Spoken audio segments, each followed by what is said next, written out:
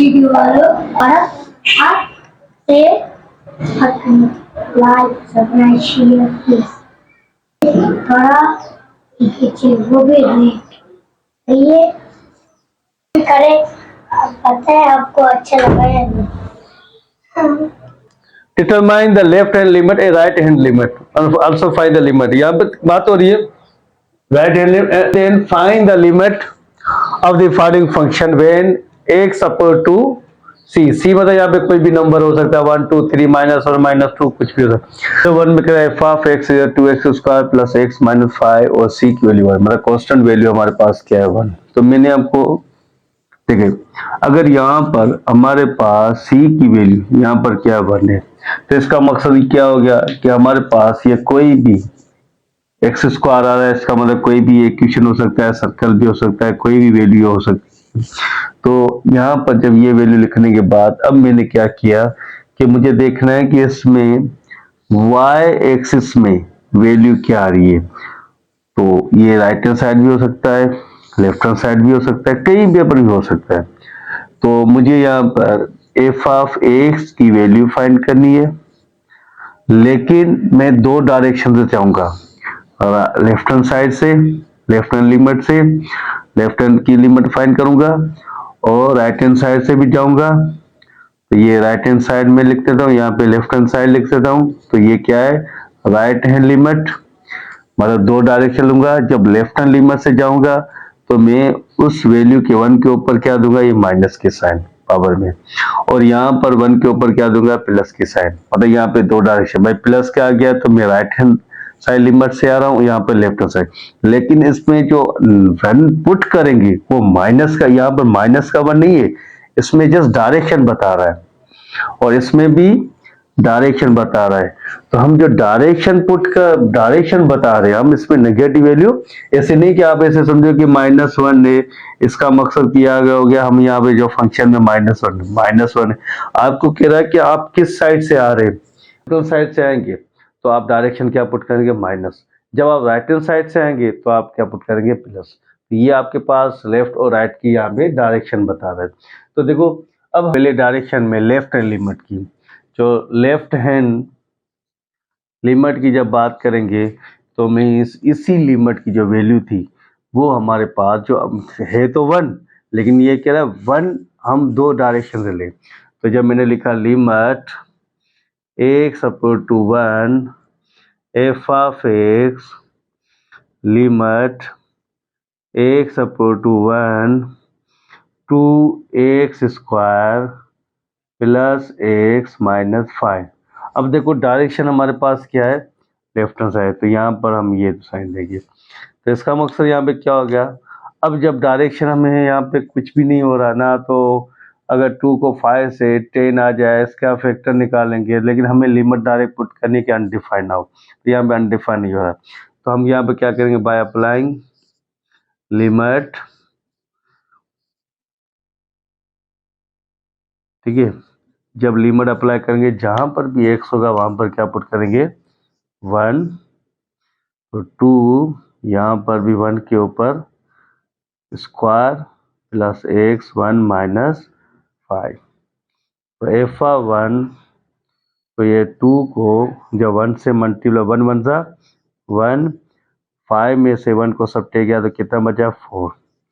तो 2 1 सा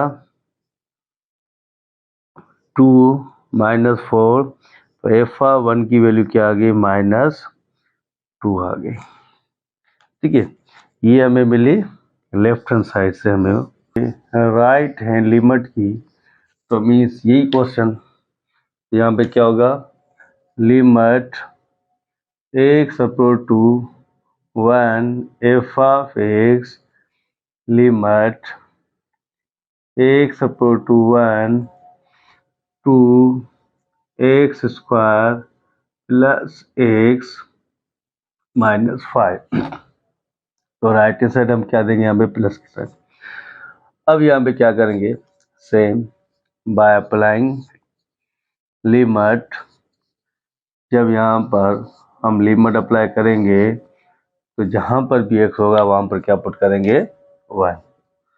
तो 1 2 यहाँ पर 1 पे स्क्वायर फिर +1 -5 तो f1 तो 1 पे स्क्वायर तो यहाँ पे क्या आएगा 2 आएगा, 5 में से 1 को सब्ट्रैक्ट करके क्या आएगा 4 तो f1 हमारे पास क्या गया -2।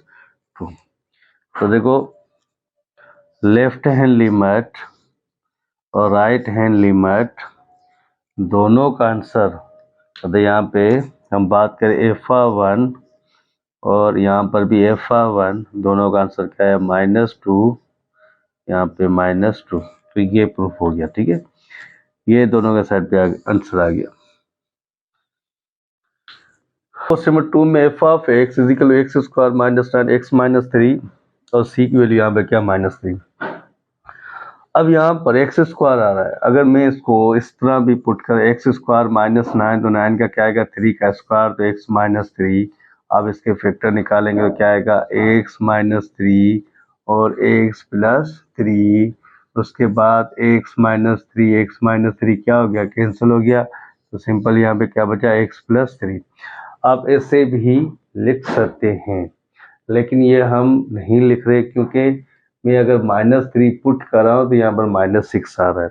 जब तक आपकी लिमिट मतलब डिनोमिनेटर 0 ना हो तब तक आप जो है ना लिमिट डायरेक्ट पुट कर सकते। अगर डिनोमिनेटर 0 होता तो फिर तो यहाँ पर हम क्या करेंगे, पहले हम बात करेंगे किसकी, लेफ्ट हैंड लिमिट की, ठीक है। तो मीन्स यहाँ पे क्या होगा लिमिट x/2 -3 f, मतलब यहाँ पे लेफ्ट हैंड साइड की बात हो रही है। फिर लिमिट x/2 -3 यहाँ पर क्या x² -9 और x - 3।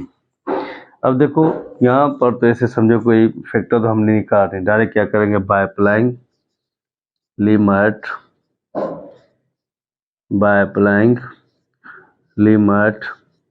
जब हम लिमिट अप्लाई करेंगे जहाँ पर भी x होगा वहाँ पर क्या पुट करेंगे 3, यहाँ पर भी 3 का स्क्वायर -9 और यहाँ पे सॉरी -3 है -3 और यहाँ पर क्या गया -3।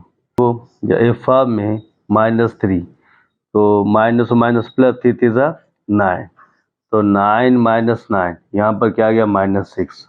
अगर 9 से 9 को सब्ट्रैक्ट करेंगे क्या आएगा 0 तो -6 तो 0/6 क्या आ जाएगा 0।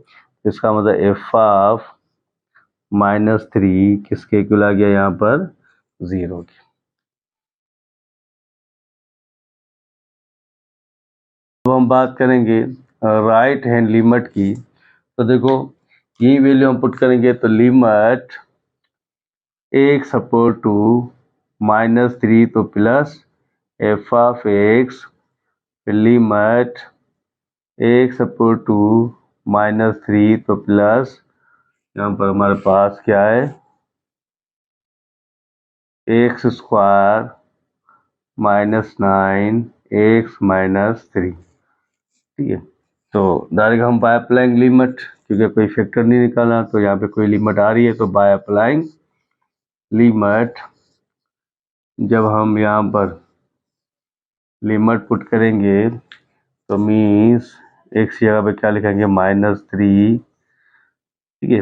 तो उसके बाद यहाँ पर -3 का स्क्वायर -9 -3 तो देखो f(-3) तो 3 × 9 -9 तो -6 तो यहाँ पर क्या आ जाएगा 9 को सब्ट्रैक्ट करेंगे 6 से तो यहाँ पर क्या आ जाएगा सिंपल 0।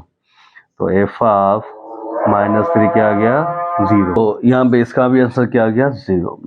तो मतलब left hand limit right hand limit इसका मतलब f(-3) यहाँ पर f(-3) तो दोनों का आंसर क्या आ गया 0, ठीक है। तो ये प्रूफ हो गया यहाँ पर। हम बात करें जिसमें f(x) = (x - 5) c = 5। तो यहाँ पे जब मॉडुलस का आ जाए तो ये डिस्टेंट फार्मूले को शो करता है। डिस्टेंट फार्मूले का मकसद क्या हो गया कि आप अगर निगेटिव वैल्यू दें, मकसद यहाँ पर आपने -2 पुट किया, फिर भी क्या आएगा प्लस, और अगर प्लस पुट करेंगे तभी भी क्या आएगा प्लस का 2। तो हमें नहीं पता कि इसमें निगेटिव वैल्यू या पॉजिटिव, मतलब दोनों डायरेक्शन को होती है। तो इसलिए हमने यहाँ पे क्या किया, एक निगेटिव वैल्यू लिखी है, दूसरी पॉजिटिव वैल्यू। और मैंने आपको बताया लिमिट का मकसद क्या होता है कि आपने अगर 5 लिया है तो ये लेफ्ट हैंड साइड, तो लेफ्ट हैंड साइड इस साइड से मूव होता है और राइट हैंड साइड इस साइड से मूव। तो इसलिए कि मैंने यहाँ पे लिखा है जब निगेटिव वैल्यू लिखी है तो इसका मतलब 5 से x की वैल्यू कम होगी, मतलब 5 को छोड़ के उसके बाद 1 2 3 4 इस तरह की वैल्यू। इसका मतलब 5 से ज्यादा, मतलब यहाँ पे 5 भी आ सकता है, यहाँ पे 5 भी आ गया, 6 7 8 ये सारे नंबर। तो ये पॉजिटिव वैल्यू में 5 भी नंबर आएगा, 5 से ज्यादा वैल्यू आएगी, और नेगेटिव वैल्यू में 5 से कम वैल्यू आएगी। अब देखो हम बात करेंगे पहले लेफ्ट हैंड लिमिट की।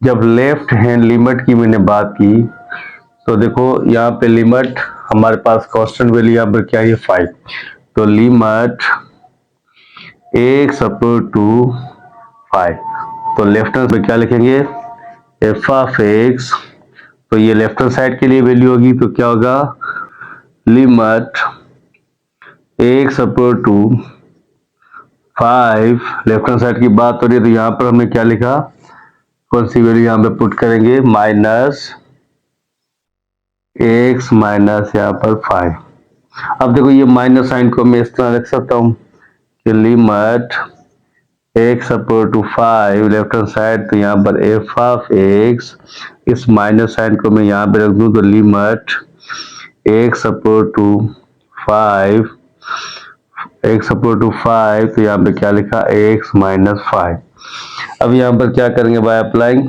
लिमिट, बाय अप्लाइंग लिमिट, जब लिमिट अप्लाई करेंगे जहां पर भी x होगा वहां पर 5 पुट करेंगे, तो यहाँ पर लिखा 5 और यहाँ पर लिखा 5 माइनस 5, तो f ऑफ 5 मीन्स यहाँ पे क्या आ जाएगा 0। अगर 0 को 5 से मल्टीप्लाई तो यहाँ पे 0 को पुट करें 5 तो 0 माइनस 5, 0 को माइनस से मल्टीप्लाई तो यहाँ पर क्या आ जाएगा आंसर इसका 0 आ जाएगा। अब हम बात करेंगे राइट हैंड लिमिट की, तो मीन्स क्वेश्चन हम सेम यहाँ पे लिखेंगे, तो यहाँ पे limit x upper two 5 plus के साइन देंगे यहाँ पर f of x, limit x upper two 5, तो यहाँ पर हमारे पास क्या है राइट हैंड साइड के लिए ये वैल्यू, तो क्या आएगा x माइनस 5। ठीक है, अब यहाँ पर क्या करेंगे, by applying limit, by applying limit, जब हम लिमिट पुट करेंगे जहां पर भी x होगा वहां पर हम 5 पुट करेंगे, तो यहां पर भी क्या हो जाएगा 5 माइनस 5, तो f ऑफ 5 यहाँ पर क्या आ गया 0। तो देखो left hand limit and right hand limit, f दोनों में क्या आ रहा है, यहाँ पर भी f ऑफ 5, तो यहाँ पर भी f ऑफ 5, तो दोनों का आंसर क्या आया 0। ठीक है, तो ये प्रूफ हो गया यहाँ पर।